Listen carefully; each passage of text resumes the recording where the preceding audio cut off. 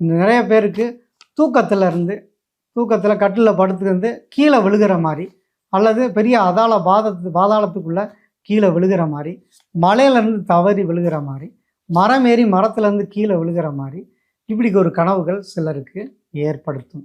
இது போன்ற பள்ளத்தில் விழுவது போன்ற கனவுகள் என்பது நீங்கள் இருக்கும் நிலையிலிருந்து தாழ்வான நிலையை நோக்கி போக வேண்டிய சூழ்நிலைகள், அல்லது கிடைச்ச வாய்ப்பு பறிபோகக்கூடிய சூழ்நிலைகள், அல்லது உங்களுக்கு ஏதோ ஒரு கெட்டது நடக்க போகுது, நம்ம தீயவர்கள் சகவாசம் நமக்கு ஏற்பட போகுது, கெட்ட பழக்க வழக்கங்களுக்கு ஆளாக போகிறோம் அப்படின்னு சொல்லக்கூடியதான் இது போன்ற கனவுகள். அப்போ இந்த கனவுகள் நீங்கள் ரொம்ப கவனமாக இருக்கணும்.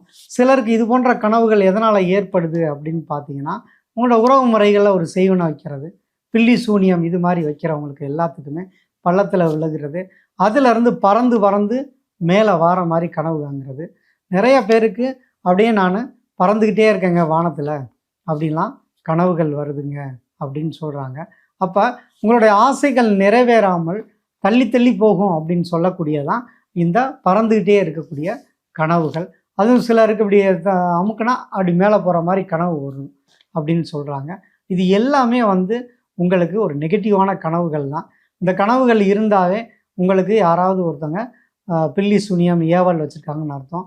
நீங்கள் ஒரு ஏகாந்தமாக அப்படியே பறந்து போய்கிட்டே இருக்க மாதிரிங்க அப்படின்னா, உங்களுடைய கடமைகளை விட்டு அல்லது உங்களுக்கு செய்ய வேண்டிய விஷயங்கள் எதையும் செய்யாமல் பிறருக்காக நீங்கள் அலைந்து திரியக்கூடிய ஒரு அமைப்பை அது கொடுத்துரும். அது உங்களுக்கு நெகட்டிவான ஒரு கனவு.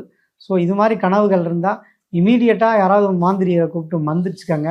அதாவது தாயத்து ஏதாவது போட்டுக்கோங்க. தாயத்து ஏன் போட சொல்கிறோம் அப்படின்னா, இந்த செம்பு தகடுனால் வரக்கூடிய தாயத்துகளை போடுங்க.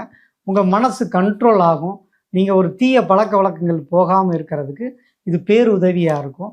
அதுதான் இதுக்குரிய பரிகாரமும் கூட. அதனால் இந்த மாதிரி கனவுகள் வந்தால் இமீடியட்டாக அதை சரி செஞ்சுக்கங்க. அதுதான் உங்களுக்கு நல்லது.